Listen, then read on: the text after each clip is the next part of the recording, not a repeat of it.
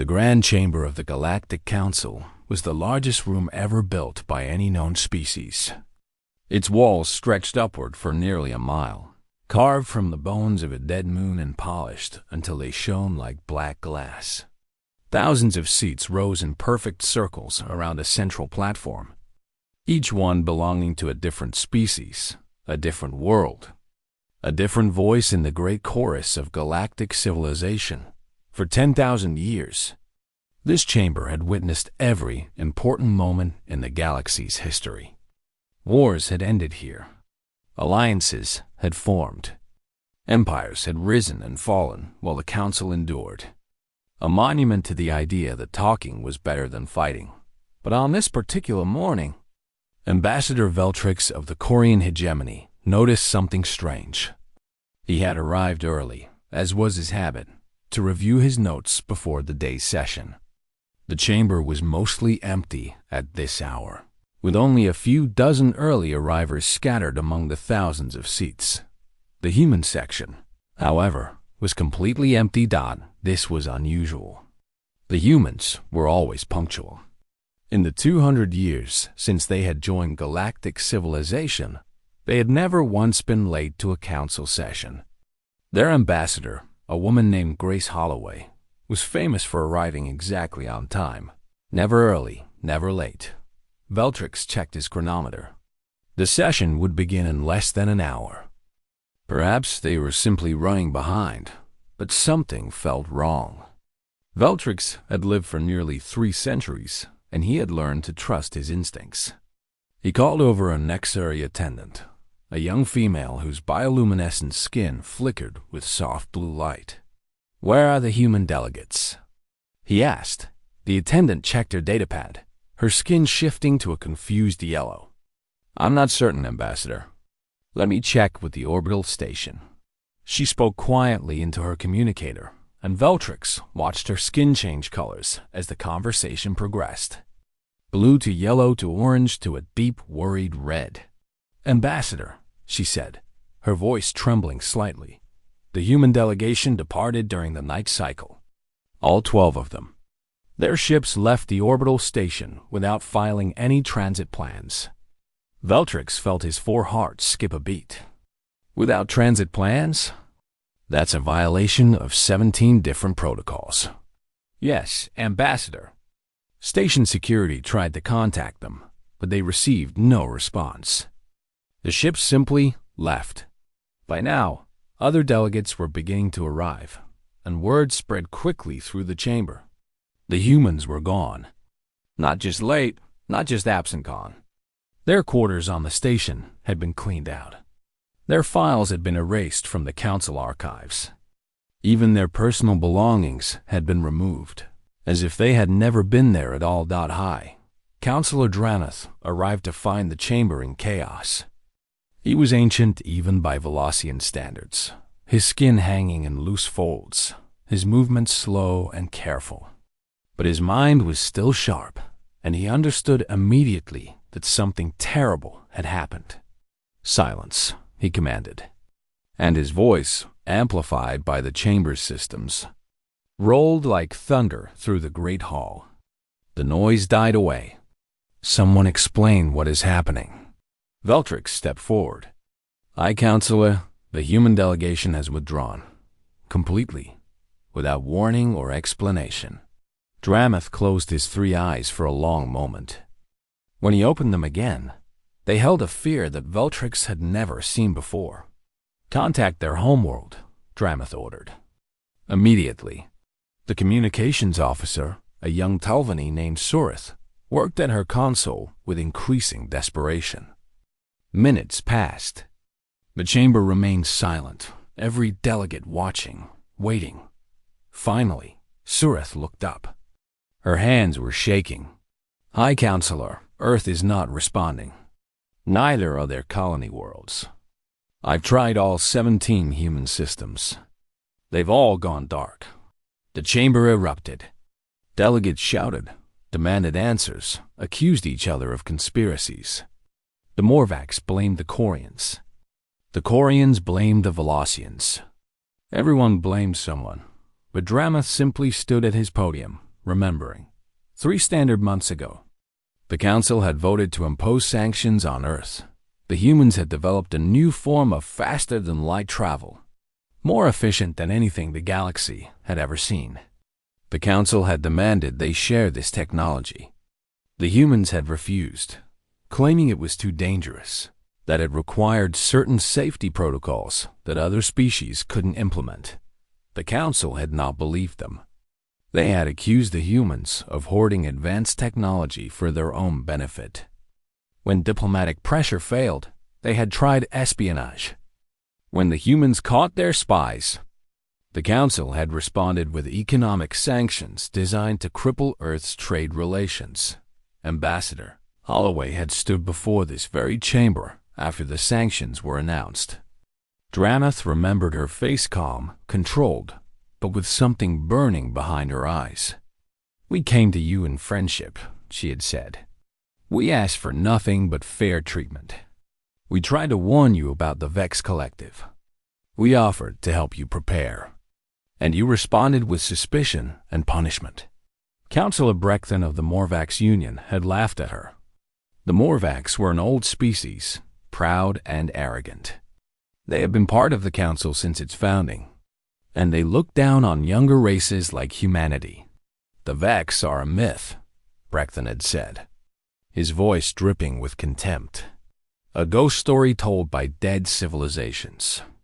You humans have been part of galactic society for barely 2 centuries.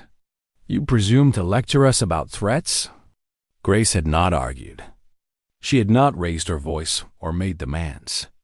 She had simply looked at Brecton, then at Dramath, then at the entire assembled council.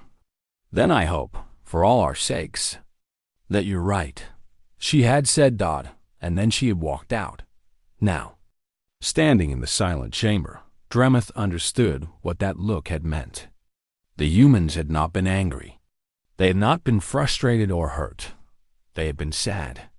They had looked at the Council, at its politics, its pride, its refusal to listen, and they had made a decision. They had decided that the Council was not worth saving. "Aye, Councillor," Veltrix said quietly, approaching the podium.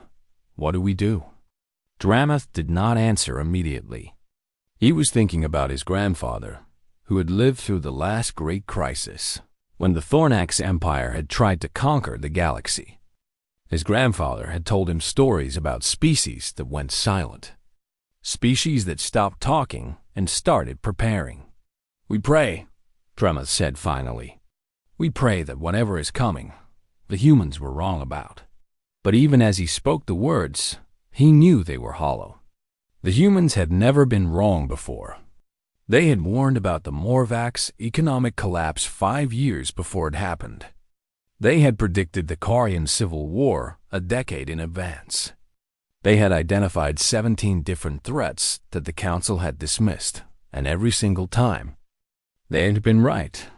The chamber slowly emptied as delegates returned to their quarters, sent messages to their homeworlds, tried to make sense of what had happened.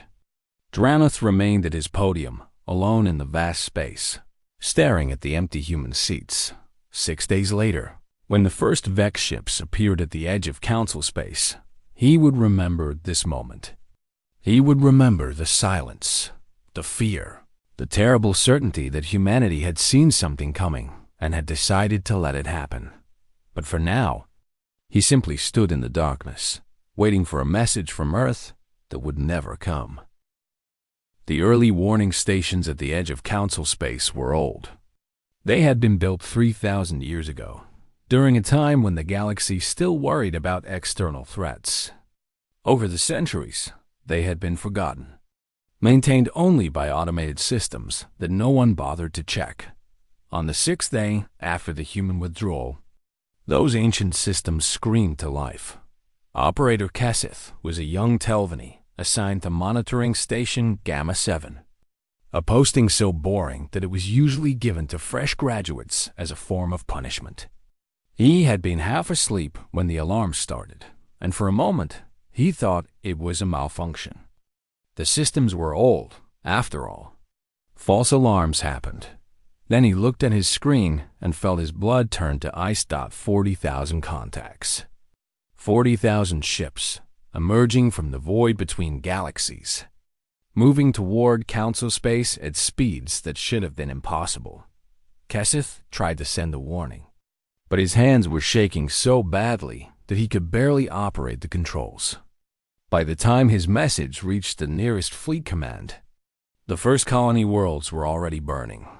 Admiral Thren of the Corian First Fleet received the distress calls while his ships were conducting routine exercises near the Thorn-X Nebula. The messages were broken, filled with static and screaming, but the meaning was clear enough. We're under attack. Unknown vessels. They're not responding to communications. They're not taking prisoners. They're consuming us. Thren ordered his fleet to maximum speed, pushing his ships until their engines threatened to fail. But by the time he arrived at the first attacked world, there was nothing left. The planet hung in space like a corpse. Its oceans had been drained. Its atmosphere had been stripped away. Its surface was covered in strange organic structures that pulsed with sickly light. And everywhere, there were bodies, or what remained of them. What is this? Thren whispered. His tactical officer pulled up the sensor data, and Thren saw the enemy for the first time. The ships were unlike anything in the Council's databases. They were organic, made of flesh and metal fused together in ways that hurt to look at. They moved like living things, twisting and flowing through space with no apparent propulsion systems. The Vex Collective, the tactical officer said quietly. The humans warned us. They called them the Vex. Thren remembered the name. He remembered Ambassador Holloway standing before the Council, presenting evidence of a threat from beyond the galactic rim. He remembered the Council dismissing her claims as paranoia or propaganda. He remembered Councilor Brecthen calling the Vex a myth. Where are the humans? Thren demanded. Their territory, borders, the invasion corridor. Are they fighting? The tactical officer pulled up the stellar maps, and Thren felt something cold settle in his stomach. The Vex fleet had curved around human space, completely around it, as if avoiding a dangerous obstacle. Earth and its 17 colony worlds sat untouched in the middle of the invasion, ignored by the enemy that was destroying everything else. They knew, Thren said. They knew this was coming, and they made a deal. He didn't know if that was true. Perhaps the humans had some weapon that deterred the Vex. Perhaps they had simply hidden themselves so well that the Vex couldn't find them. But in that moment, watching another distress call come in from another dying world, Thren believed the worst. The humans had known, and they had chosen to save themselves. The first week of the invasion was a nightmare that surpassed anything in recorded history. 37 council worlds fell in 7 days. The Morvax Union, one of the founding members of the council, was reduced from 42 systems to 3. The mighty Corian hegemony lost half its fleet in a single disastrous battle, and the Vex just kept coming. High Counselor Dramath watched the casualty reports flood into the council chamber. Each one was another civilization wounded, another species pushed toward extinction. The numbers were too large to comprehend. Billions dead, trillions displaced, ancient cultures erased in hours. We have to do something, Councillor Brecthen said. The Morvax leader looked 20 years older than he had a week ago. His scales had lost their shine, and his voice had lost its arrogance. We have to stop them. How? Dramath asked. Our weapons barely scratch their ships. Our shields fail within seconds. We've tried every strategy in our databases, and nothing works. Then we need new strategies. New weapons. Brecthen hesitated. We need the humans. The chamber fell silent. Everyone knew what Brecthen was suggesting, and everyone knew how unlikely it was to succeed. The humans had withdrawn for a reason. They had looked at the council and decided it wasn't worth saving. Why would they change their minds now? They won't answer our calls, Veltrix said. I tried 100 times. Earth is silent. Then we go there, Dramath said. We go in person, and we beg if we have to. But before anyone could respond, a young aide rushed into the chamber. Her face was pale, and her hands were trembling as she held out a data chip. High Counselor, she said, a message has just arrived. From Earth. The chamber went completely still. Dramath took the chip with careful hands and inserted it into the main display system. The holographic projectors hummed to life, and suddenly, Grace Holloway was standing before them. She looked tired. There were dark circles under her eyes, and her hair was pulled back in a messy ponytail. Behind her, Dramath could see the bridge of a warship, human officers moving efficiently at their stations. Displays showing tactical data that he couldn't read. Council, Grace began, we know what you're facing. We know how many have died.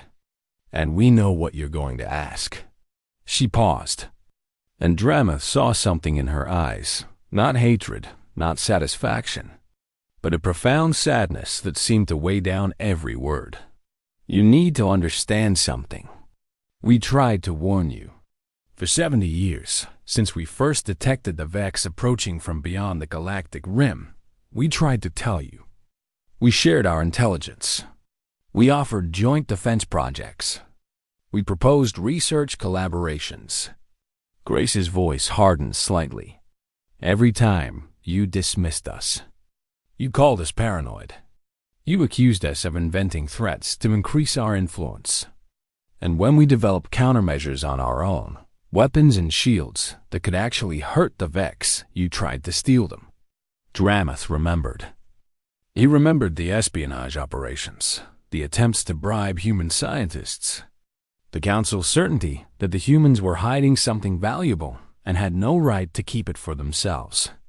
We didn't leave because we were angry, Grace continued.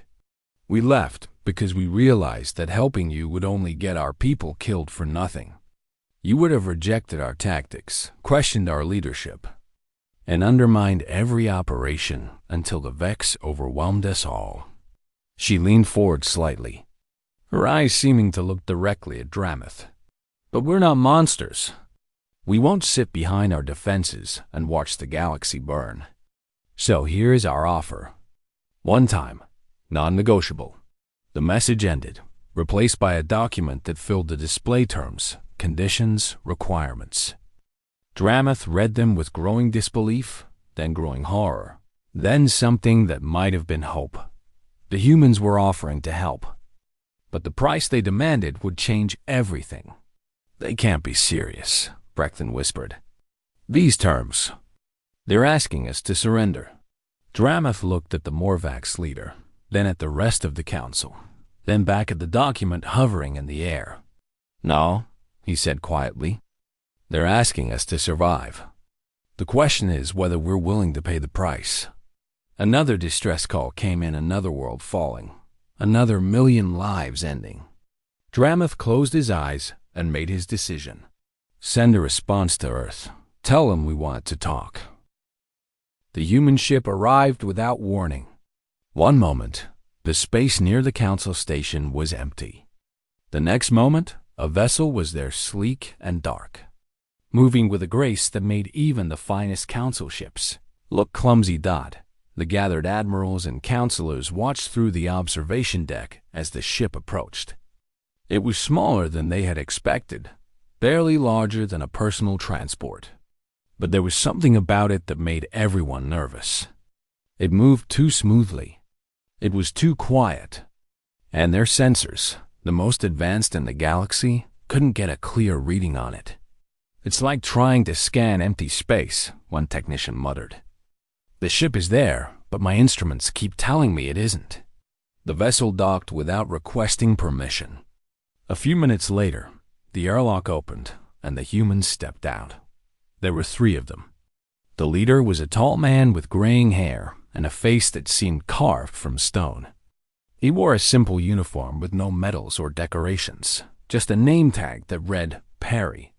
Behind him walked two soldiers in powered armor that hummed with barely contained energy. Their helmets covered their faces, making them look more like machines than people. Captain Daniel Perry looked around the docking bay, taking in the dozens of armed guards, the nervous diplomats, the cameras recording everything. His expression didn't change. "Take me to your council," he said.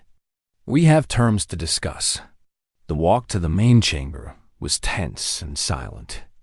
Perry moved like a man who had all the time in the world, his footsteps echoing through the corridors.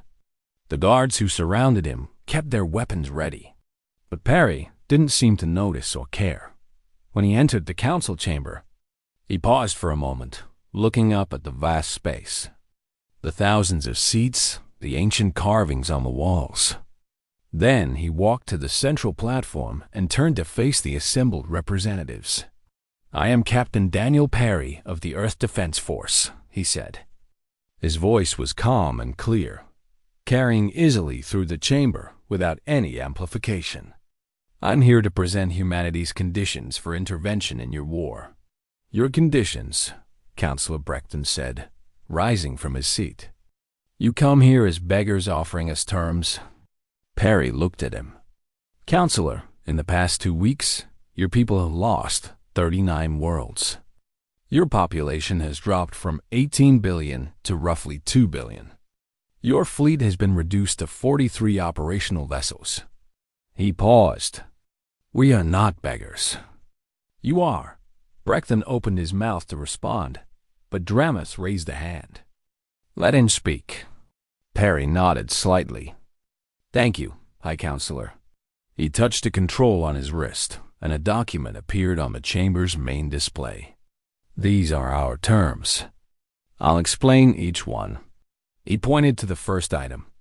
"First, immediate and complete dissolution of the Galactic Council as a governing body." The chamber erupted. Shouts of protest, cries of outrage, delegates jumping to their feet. Perry waited patiently until the noise died down. "The council failed," he said simply. "For 70 years you had warning. For 70 years you had opportunities to prepare. You chose to ignore them. You chose to punish the people who tried to help you. We will not sacrifice human lives to preserve an institution that created this disaster. And what would replace it?" Dramath asked. "Nothing, immediately. After the war, the surviving species can decide how they want to govern themselves. But the old council dies today, or we leave today. Those are your options." He moved to the second term. "Second, all surviving civilizations will submit to a joint military command structure. Human leadership. Human strategy. Human authority over all military operations." "That's conquest," Brecton said. "You're using this crisis to build an empire." Perry turned to look at him, and something in his eyes made Brecton take a step back. "Counselor, let me be very clear about something. Humanity has no interest in ruling the galaxy. We have 17 worlds and 40 billion people. Managing thousands of species, each with their own politics and problems, sounds like a nightmare we would rather avoid." He stepped closer to the Morvax leader. "But we also will not send our sons and daughters to die for people who will betray us the moment the immediate danger passes. We've read your history. We know what the Council does to species that help it in times of crisis. The Thornax saved your civilization 3,000 years ago. You repaid them by dissolving their empire and reducing them to a minor species." "That was different," Brecton protested weakly. "Was it?" Perry shook his head. "We don't trust you. We don't like you. And we certainly don't owe you anything. But we're willing to help anyway, because watching trillions die when we could prevent it would make us into something we don't want to be. All we ask in return is the authority to do the job properly." He pulled up a tactical display showing the current state of the war. Red dots marked fallen worlds. Yellow dots marked worlds under attack. Green dots marked worlds still holding out. There was far more red than green. Under current Council coordination, our models predict total galactic extinction within 8 months. Every species, every world, every person consumed by the Vex or killed in the chaos that follows their advance. He changed the display to show a different projection. Under human command, using our weapons and our strategies, we estimate the war lasting 3 to 4 years. 60 to 70% of remaining population survive. Many worlds are lost, but many are saved.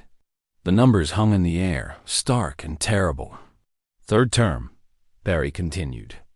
All species contribute to the war effort proportionally. No exceptions. No exemptions.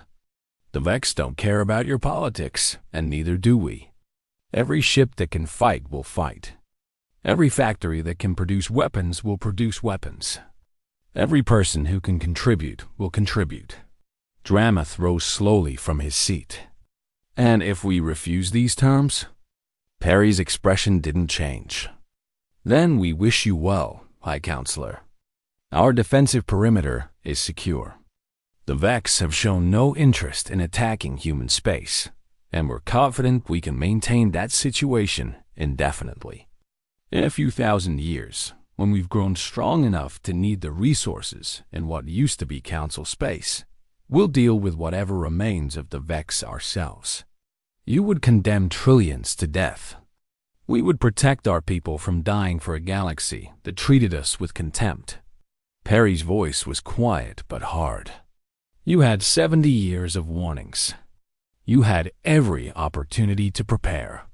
You chose suspicion over cooperation. You chose pride over survival. These are the consequences of those choices.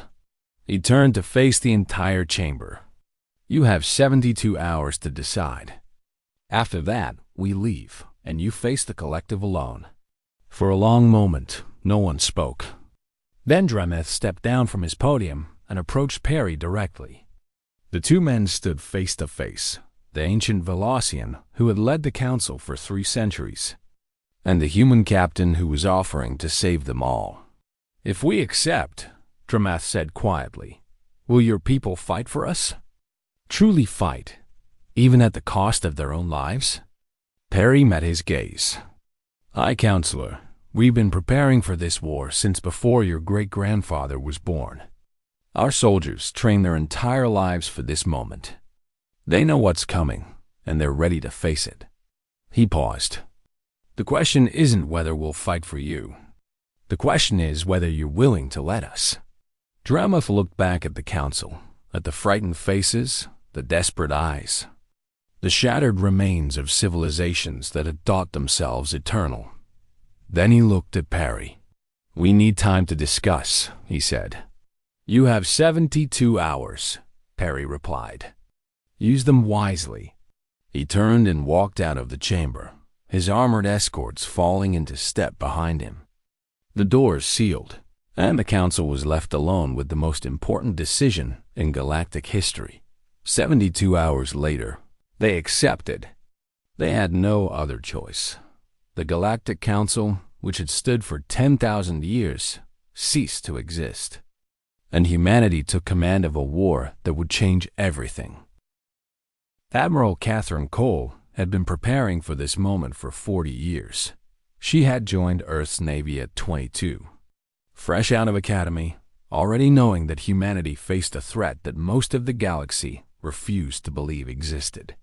She had spent 4 decades studying the Vex, analyzing their tactics, developing countermeasures, and training for a war that everyone hoped would never come. Now, at 62 years old, she stood on the bridge of the ESS Defiance, humanity's largest warship, and watched the combined fleet assemble around her. It was a pitiful sight. The remnants of a dozen species navies, battered and broken, their crews exhausted and terrified. Ships that had been the pride of ancient civilizations now limped through space with hull breaches sealed by emergency patches and weapon systems, held together by desperate repairs. That they were still fighting. And that was something. Admiral, her aide said, The reorganization is complete. All fleet commanders have acknowledged human authority. Cole nodded. Send the first orders. We begin Phase 1 immediately. Phase 1 was simple. Stop running. For 3 weeks, the Allied fleets had been retreating, falling back from system to system as the Vex advanced. That ended now. Cole had identified 17 choke points where the Vex fleet would have to pass. She would defend them all. The first real battle came at Morvax Prime, the last remaining world of Counselor Brechton's people. 2 million Morvax refugees huddled in underground shelters while their final fleet made a desperate stand in orbit. Cole sent 3 human carrier groups to reinforce them, along with a shipment of weapons that no alien species had ever seen. Brechton himself commanded the Morvax Defense Force. Though commanded was perhaps too strong a word. He had 43 ships against a Vex fleet of over 2,000. Without human help, he would have lasted perhaps an hour. Human vessels are deploying, his tactical officer reported. They're moving to intercept the Vex vanguard. Brechton watched on his display as the human ships engaged. They moved differently than any vessels he had ever seen, faster, more agile, seeming to anticipate the Vex maneuvers before they happened. And their weapons, the first human missiles, struck a Vex cruiser, and the organic ship simply came apart. Not damaged, not wounded, destroyed instantly, its flesh burning away and its metal skeleton melting into slag. How? Brechton whispered. Colonel Marcus Webb, the human liaison officer assigned to his fleet, stood beside him. 70 years of research, Counselor. The Vex are organic. They can heal from most damage, but certain frequencies of energy disrupt their cellular structure completely. We found those frequencies and built weapons around them. Another volley of missiles. Another dozen Vex ships destroyed. The enemy fleet, which had seemed unstoppable for weeks, was suddenly dying. Why didn't you share this with us? Brechton asked. 70 years.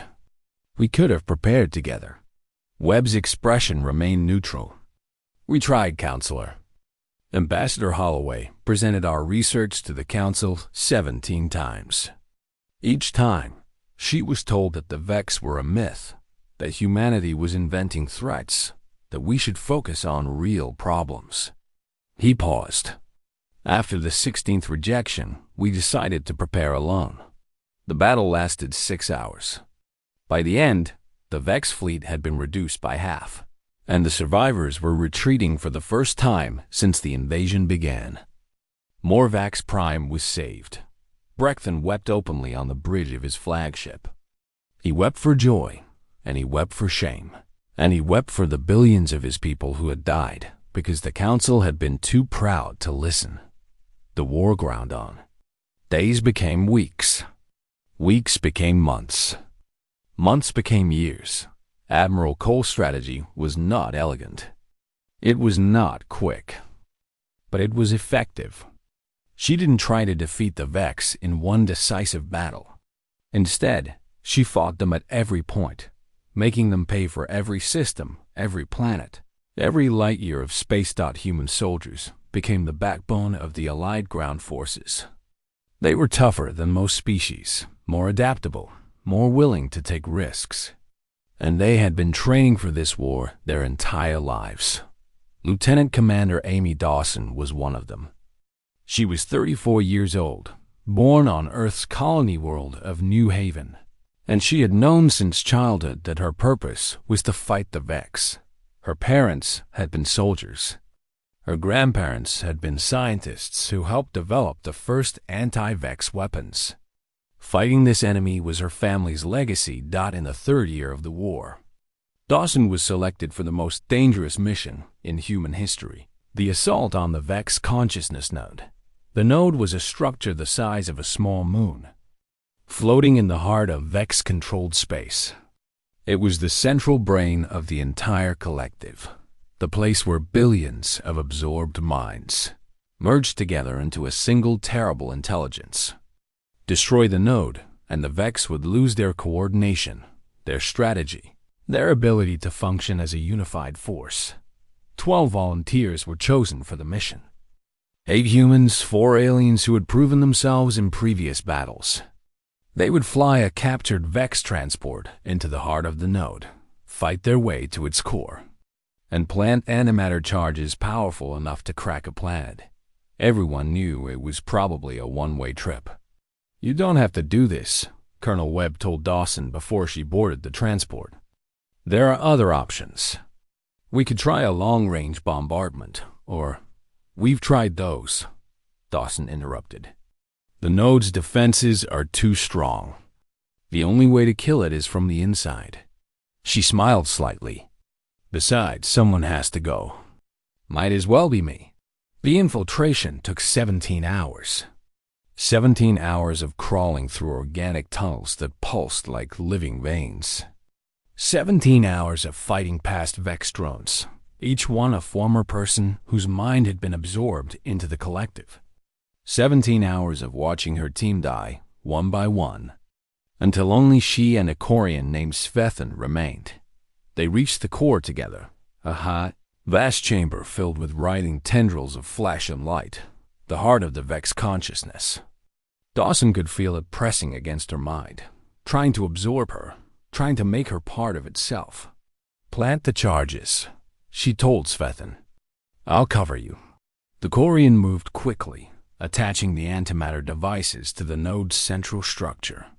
Dawson fired at anything that moved, her rifle growing hot in her hands. She was wounded in 3 places.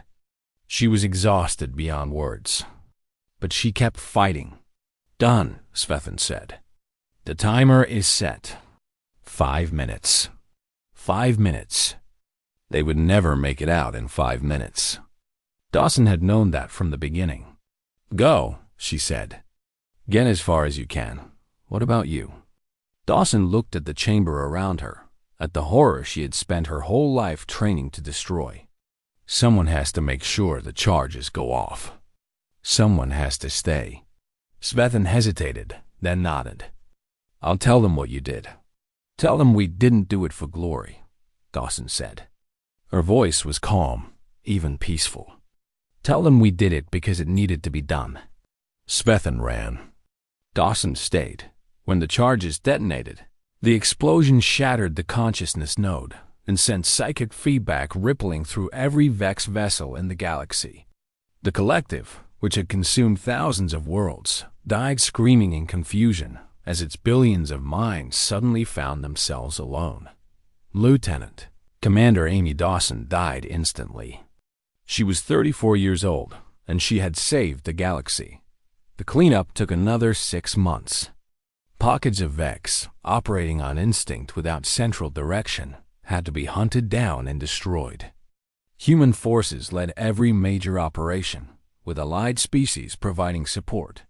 3 years, 8 months and 12 days after the invasion began, Admiral Cole stood before the survivors of the galactic community and spoke 5 simple words.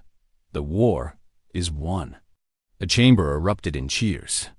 Species that had been enemies for millennia embraced each other. Soldiers who had seen unimaginable horrors wept with relief. For one brief, shining moment, the galaxy was united in joy.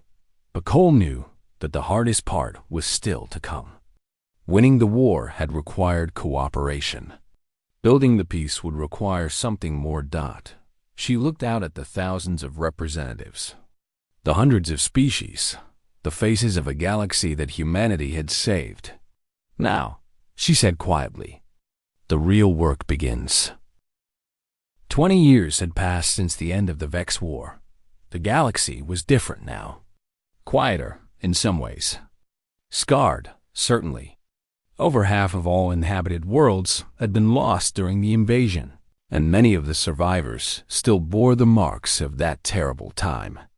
Ghost worlds floated in silence, their populations consumed. Ancient civilizations existed now only in memory and old records. But life continued. Life always continued. The transition government administered.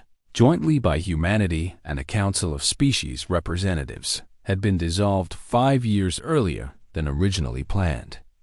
In its place stood the Galactic Compact, a looser federation that granted significant independence to member species while maintaining human oversight of military and security matters. It was not a perfect system. Nothing was. But it worked. Some species thrived under the new order. The Corians, humbled by their near extinction, had become humanity's closest allies. Their fleets now trained alongside human forces, and their academies taught human tactics. Young Corian officers spoke of Admiral Cole with the same reverence their ancestors had reserved for ancient heroes. Councillor Brecton had survived the war, though just barely. His scales had turned gray, and his movements were slow and careful. But he had lived to see his people rebuild, to see 3 new Morvax colony worlds established, to see his grandchildren grow up in a galaxy that was no longer afraid. Other species struggled. The Velocians, who had led the old council for so long, found it difficult to accept their reduced status. Some adapted. Some withdrew into isolation. And some, like High Councillor Dramath, never lived to see the new order at all. Dramath had died during the evacuation of his homeworld, in the 2nd year of the war. When the last transport had only 1 seat remaining, he had given it to a young mother holding her infant child. He had stayed behind, watching the ship rise into the sky, and had walked into the approaching Vex without fear or regret. His statue now stood in the central plaza of the new diplomatic station, a reminder that even flawed leaders could find redemption in their final moments on Earth. In a small house overlooking the Pacific Ocean, Grace Holloway tended her garden. She had retired from diplomatic service after the war. The offers had come endlessly: ambassadorships, advisory positions, seats on the Compact's governing council, but she had refused them all. She wanted peace. She wanted quiet. She wanted to grow flowers and watch the sun set over the water. One morning, a shuttle landed on her lawn. It was Corian design, elegant and efficient, and it settled onto the grass without damaging a single blade. Brecton emerged slowly, leaning heavily on a cane. His aides tried to help him, but he waved them away. Some things, he had learned, a person needed to do themselves. Grace met him at the door, a cup of tea already in her hand. "Counselor, this is a surprise. Ambassador." He used her old title deliberately, a sign of respect. "I hope I'm not intruding." "Not at all. Please, sit." They settled into chairs on a porch, looking out at the ocean. The sun was rising, painting the water in shades of gold and pink. For a while, neither of them spoke. "I've been thinking," Brecton finally said, "about that day in the council chamber, when you warned us about the Vex, when I laughed at you." Grace took a sip of her tea. "That was a long time ago, not long enough." He was quiet for a moment, watching the waves break against the shore. 20 years, and I still remember the sound of my own voice. The arrogance. The certainty that I knew better than you, simply because my species was older. "You weren't wrong about everything," Grace said. "Humans are young. We had a lot to learn about galactic civilization. We had more to learn from you." Brecton turned to look at her, his old eyes filled with something like pain. "I've never asked you this, and I need to know before I die. Did you ever consider not helping us? After everything we did, the sanctions, the espionage, the contempt we showed you, did humanity ever truly consider letting us perish?" Grace didn't answer immediately. She set down her tea and folded her hands in her lap, her gaze fixed on the distant horizon. "Of course we did," she said quietly. "The debates in our government were difficult. There were many who argued that we owed the council nothing, that helping you would only cost human lives for people who had shown us nothing but hostility." She paused, choosing her words carefully. Some of our military leaders pointed out that if the Vex destroyed the Council species, it would take them centuries to recover. By then, humanity would be strong enough to face them alone, without having to sacrifice a single soldier for ungrateful allies. Brecthen nodded slowly. I would have made that argument in your position. Many did. Grace picked a flower from her garden, examining its petals in the morning light. But in the end, we decided that who we are matters more than who you were. We could have survived alone. We could have protected our worlds and let the galaxy burn. But we would have become something else, something smaller, harder, colder. She looked at Brecthen, her eyes holding decades of wisdom and weariness. We didn't save you because you deserved it, Counselor. We saved you because we needed to believe we were the kind of people who would. Brecthen was silent for a long time. The sun continued to rise, warming the air, driving away the morning chill. I have thought about this for 20 years, he finally said. Trying to understand. Trying to find the logic behind your choice. He shook his head slowly. In my culture, mercy is weakness. Forgiveness is foolishness. We are taught to remember every insult, to repay every debt. And yet here you are, Grace said gently, sitting on my porch, drinking my tea. A sound escaped Brecthen, something between a laugh and a sob. Yes, here I am. He reached out and took her hand, his scaled fingers wrapping carefully around her soft ones. Perhaps that is what makes humans different. Not your technology or your soldiers or your strategies, but this, the ability to be better than others deserve. Grace smiled, but there was sadness in it. I don't know if we're better, Counselor. I think we're just stubborn.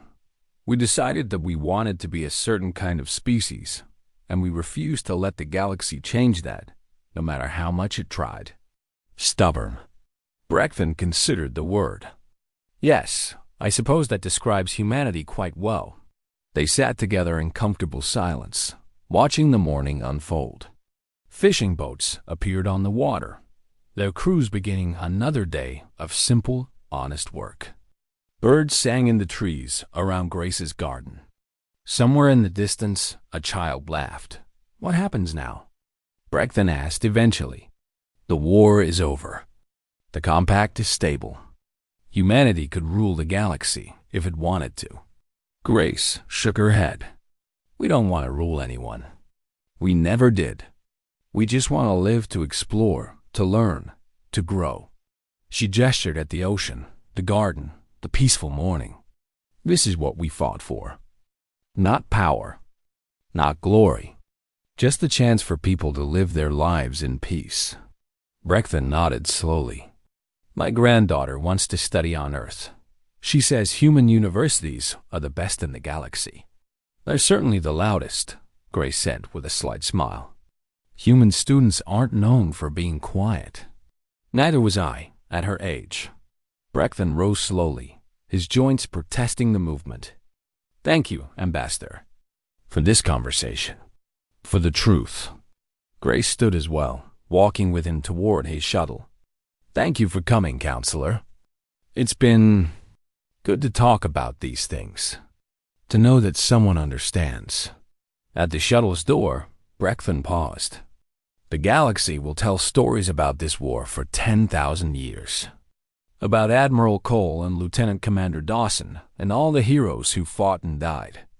But I think the most important story is the simplest one. What's that? That when humanity had every reason to let us fall, you chose to catch us instead. He squeezed her hand gently. Perhaps that is what it truly means to be human. Not strength or intelligence or technology. Just a simple, stubborn refusal to become less than you are. Grace watched his shuttle rise into the sky and disappear among the clouds. Then she returned to her garden, kneeling in the soft earth, her hands working among the flowers. The sun climbed higher. The waves rolled against the shore. And somewhere among the stars, in rebuilt cities on healing worlds, The galaxy that humanity had saved continued to turn imperfect. Scarred, but alive, a new generation was growing up. Corian and Velocian and human and hundreds of other species. All of them born into a peace that their parents had fought and died to create. They would make their own mistakes, fight their own battles, face their own challenges, but they would face them together. And that, in the end, was enough. Grace Holloway worked in her garden until the sun reached its peak, then went inside to make lunch. The war was over. The peace was holding. And for the first time in her long life, she had nothing to do but enjoy the simple pleasure of being alive. It was, she thought, exactly what they had fought for.